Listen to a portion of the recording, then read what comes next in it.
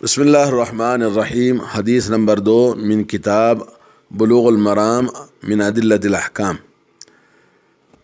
وعن ابی سعید الخدری رضی اللہ تعالی عنہ قال قال رسول اللہ صلی اللہ علیہ وسلم ان الماء طہور لا ينجسه شیء، اخرجہ الثلاثہ وصححہ احمد۔ حضرت ابو سعید خدری روایت کرتے ہیں کہ رسول اللہ صلی اللہ علیہ وسلم نے فرمایا کہ پانی پاک ہے، اسے کوئی چیز ناپاک نہیں کرتی۔ اس روایت کو ابو داؤد، ترمذی، ابن ماجہ نے روایت کیا ہے اور امام احمد نے اسے صحیح قرار دیا ہے۔ اصل حدیث سنن ابو داؤد میں، ترمذی میں، نسائی میں اور مسند احمد میں حضرت ابو سعید خدری رضی اللہ تعالیٰ عنہ سے مروی ہے انہ قیل لرسول اللہ صلی اللہ علیہ وسلم کہ رسول اللہ صلی اللہ علیہ وسلم کی خدمت میں یہ پوچھا گیا انا اتوضأ من بئر بضاعة وهي بئر يطرح فيها الحيض ولحم الكلاب والنتن، کہ کیا ہم بئر بضاعہ کے کنویں سے وضو بنا سکتے ہیں اس کے پانی سے، جبکہ اس کنویں میں حیض کے کپڑے، کتوں کا گوشت اور بدبودار چیزیں پھینکی جاتی ہیں؟ تو رسول اللہ صلی اللہ علیہ وسلم نے فرمایا الماء طہور لا ينجسه شیء، پانی پاک ہے، پاک کرنے والا ہے، اس کو کوئی چیز گندی نہیں کرتی۔ اور یہ حدیث امام احمد نے اس کو صحیح قرار دیا ہے اغاثۃ الاحفان میں، اور شرح السنہ میں امام بغوی نے اس کو صحیح قرار دیا، اور ابن القطان نے فی بیان الوہم والایہام میں، اور علامہ نووی نے مجموع میں، ابن تیمیہ نے اس کو ذکر کیا ہے فتاوی میں، اور اسی طرح سے بہت سارے لوگوں نے۔ الماء طہور لا ينجسه شیء، پانی پاک کرنے والا ہے اور پاک ہے، لا ينجس، اس کو کوئی چیز پلید نہیں کرتی ہے۔ اور امام ابن ماجہ اور دارقطنی اور بیہقی اور طبرانی نے الکبیر کے اندر حضرت ابو امامہ الباہلی رضی اللہ تعالیٰ عنہ سے روایت کیا ہے، کہتے ہیں کہ رسول اللہ صلی اللہ علیہ وسلم نے فرمایا ان الماء لا ينجسه شیء الا ما غلب على ریحہ وطعمہ ولونہ، پانی ناپاک نہیں ہوتا ہے الا سوائے اس کے کہ جب اس کے اوپر پانی کے اندر تبدیلی آ جائے، اس کی بو بدل جائے اور اس کا ذائقہ بدل جائے اور اس کا کلر بدل جائے تو وہ پانی ناپاک ہوتا ہے۔ یعنی اس پانی میں اگر کوئی چیز ناپاک ڈالی جائے، ناپاک چیز ڈالنے سے وہ پانی، اس کا کلر بدل جائے یا اس کا ذائقہ بدل جائے یا اس کا رنگ بدل جائے تو وہ پانی ناپاک ہوتا ہے۔ تو اس حدیث میں یہاں بئر بضاعہ کا ذکر نہیں ہے۔ ظاہر بات ہے کہ یہ دوسری حدیث ہے جو حضرت ابو امامہ الباہلی رضی اللہ تعالیٰ عنہ نے ذکر کیا ہے، حضرت ابو سعید خدری رضی اللہ تعالیٰ عنہ کی حدیث جو پوچھا گیا کہ جس میں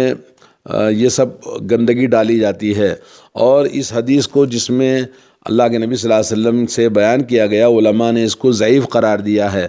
علامہ نووی رحمۃ اللہ علیہ کہتے ہیں کہ تمام علماء کا اس بات پر اتفاق ہے کہ یہ حدیث ضعیف ہے، اور امام شافعی سے بھی نقل کیا ہے وہ حدیث ضعیف ہے۔ اہل علم حدیث کے جو اہل علم ہیں ان کے نزدیک، اور امام بیہقی نے اس کی ضعف کو بیان کیا کہ اس میں اس کے آخر میں جو الفاظ ہیں وہ اس حدیث کے کمزور ہیں، اور جو باقی جو قول ہے الماء طہور لا ينجسه شیء، پانی پاک ہے، اس کو کوئی چیز ناپاک نہیں کرتی ہے، یہ روایت صحیح ہے حضرت ابو سعید خدری رضی اللہ تعالیٰ عنہ کی روایت سے۔ کلام یہ ہے کہ حدیث کا مقصود یہ ہے کہ پانی پاک ہے، محض نجاست کے واقع ہونے سے پانی ناپاک نہیں ہوتا ہے، خواہ پانی کی مقدار کم ہو یا زیادہ۔ امام مالک اور ظواہر اور ایک قول کے مطابق امام احمد کی بھی یہی رائے ہے۔ امام مالک رحمۃ اللہ علیہ نے مشروط بات کی ہے کہ جب تک اوصاف ثلاثہ میں سے کوئی وصف عملاً رونما نہ ہو، جیسا کہ آگے ابو امامہ باہلی رضی اللہ تعالیٰ عنہ گزر چکی ہے، کہ لیکن ابو سعید خدری رضی اللہ تعالیٰ عنہ سے مروی حدیث ایک خاص واقعے سے متعلق ہے، اور وہ یہ کہ رسول اللہ صلی اللہ علیہ وسلم سے دریافت کیا گیا کیا ہم بیر بضاع کے پانی سے وضو کر سکتے ہیں۔ بیر بضاع ایک پرانا کنواں تھا مدینے میں، جس میں حیض والے کپڑے، کتے کے گوشت کے ٹکڑے، اسی طرح سے بدبودار چیزیں وغیرہ، یعنی کوڑا کچرا سب اس میں ڈالا جاتا تھا۔ آپ صلی اللہ علیہ وسلم نے اس کے جواب میں فرمایا، پانی تو پاک ہوتا ہے، بظاہر معلوم ہوتا ہے کہ الماء میں جو لام ہے یہ لام عہد کا ہے، جس کے معنی یہ ہوں گے کہ سائل کے ذہن میں جس کنویں کا پانی مراد تھا وہ بیر بضاع کا پانی تھا۔ اس کنویں کی چوڑائی 6 ہاتھ تھی اور زیادہ سے زیادہ اس میں پانی ناف سے اوپر کی حد تک رہتا تھا، اور جب کم ہوتا تو ناف کے نیچے سے حد اس کی کم ہو جاتی تھی، جیسا کہ ابو داؤد نے اپنی سنن میں اس کا ذکر کیا ہے۔ یہ حدیث اس بات پر دلالت کرتی ہے کہ جب پانی اتنی کثیر مقدار میں ہو تو محض نجاست کا اس میں گر جانا اسے ناپاک نہیں کرتا ہے۔ اس کا یہ مطلب نہیں کہ مطلق پانی میں نجاست گرنے سے وہ ناپاک نہیں ہوتا۔ اگر مذکورہ کثیر مقدار میں ہو تو اس میں نجاست واقع ہونے سے وہ پانی ناپاک نہیں ہوتا، ورنہ پانی تو ناپاک ہو جاتا ہے اگر اوصاف ثلاثہ اس کے اندر داخل ہو جائیں۔ اور علامہ ابن ملقن رحمۃ اللہ علیہ نے جو ابو امامہ کی حدیث میں استثناء بیان کیا ہے اس کو ضعیف قرار دیا ہے، اس سے حجت نہیں لی جا سکتی۔ اسی طرح سے شیخ البانی نے کہا کہ اس حدیث کا دار و مدار راشد ابن سعد راوی پر ہے، جس کے اندر محدثین کا اختلاف ہے۔ کسی نے اس حدیث کو مرفوع کہا ہے تو کسی نے اس حدیث کو موقوف کہا ہے، اور جنہوں نے اس کو مرفوع کہا تو اس کی حدیث کو کسی نے اس کو مرسل کہا ہے۔ تو یہ تمام حدیث جو حضرت امامہ ابو باہلی رضی اللہ تعالیٰ عنہ کی حدیث ہے وہ مرسل ہے، ضعیف ہے، جس کی حدیث کو دلیل بنا کر یہ بات نہیں کہی جا سکتی۔ اور اگر راوی حدیث کو بیان کرتا ہے مرسل ہے اور ثقہ ہے، تب بھی وہ اس کا مرسل ہونا بہت بڑی اس کے اندر کمزوری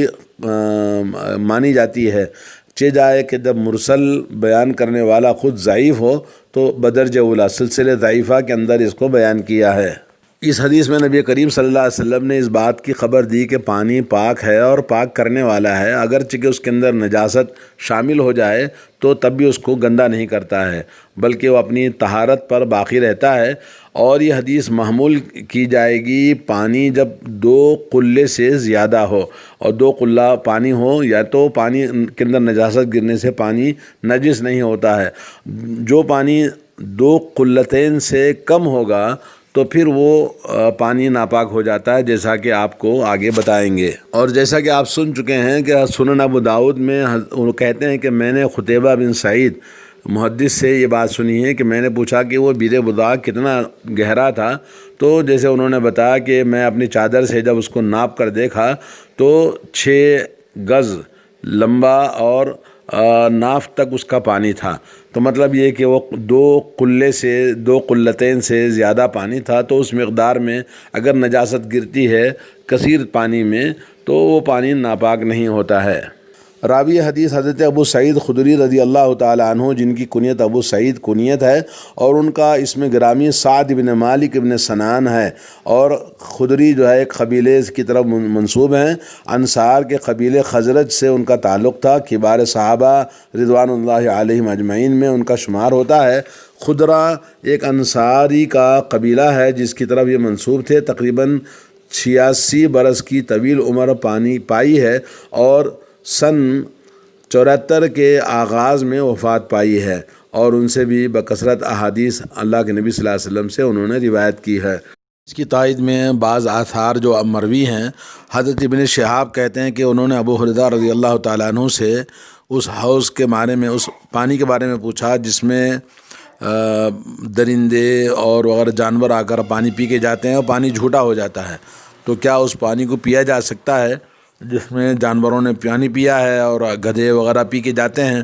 تو حضرت ابو ہریرہ رضی اللہ تعالیٰ عنہ نے کہا لا يحرم الماء شیء، کہ پانی کو کوئی چیز حرام نہیں کرتی ہے۔ یہ ابن ابی شیبہ میں حدیث مروی ہے، اور اسی طرح سے ایک اور روایت ہے عبد الرزاق سے، حضرت بن عباس رضی اللہ تعالیٰ عنہ سے مروی ہے، انہوں نے کہا کہ ان الماء یطہر ولا یطہر، پانی پاک کرنے والا ہوتا ہے، پانی کو پاک نہیں کیا جاتا۔ یہ مصنف ابن ابی شیبہ کے اندر موجود ہے، مصنف عبدالرزاق میں۔ ایک اور حدیث ہے حضرت اکرمہ سے، وہ کہتے ہیں حضرت ابن عباس رضی اللہ تعالیٰ عنہ ایک پانی کے تالاب کے پاس سے گزرے جس میں ایک جانور مرا ہوا تھا، ایک مردار جانور اس کے اندر موجود تھا، تو اس کو وہاں سے نکالنے کا حکم دیا۔ جب اس کو نکالا گیا تو پھر آپ نے اس پانی سے وضو بنایا۔ بہرحال اس حدیث سے یہ معلوم ہوتا ہے کہ جو پہلی بات بیر بضاع جس میں کتے کے گوشت اور گندگی، حیض کے کپڑے یا گندگی بدبودار چیزیں گرتی تھی تو صحابہ کرام نہیں ڈالتے تھے اس میں، بلکہ سیلاب وغیرہ آتا، بارش کی وجہ سے، ہوا کی وجہ سے جو چیزیں گرتی تھی اس کو انہوں نے ذکر کیا۔ یہ نہیں سمجھنا کہ صحابہ لے جا کے وہاں ڈالتے تھے، یا ممکن ہے کوئی ڈالتے بھی ہوں گے، لیکن یہ کہ وہ بارش وغیرہ کے پانی کی وجہ سے بہہ کر اس میں جا کے گر جاتے تھے۔ تو کہنے کا مطلب یہ کہ اس حدیث میں پانی جب زیادہ مقدار میں ہو تو پانی ناپاک نہیں ہوتا ہے، اور اسی کو 2 قلہ کہا جاتا ہے، قلتین کہا جاتا ہے۔ وہ حدیث انشاءاللہ آگے بیان کی جا رہی ہے۔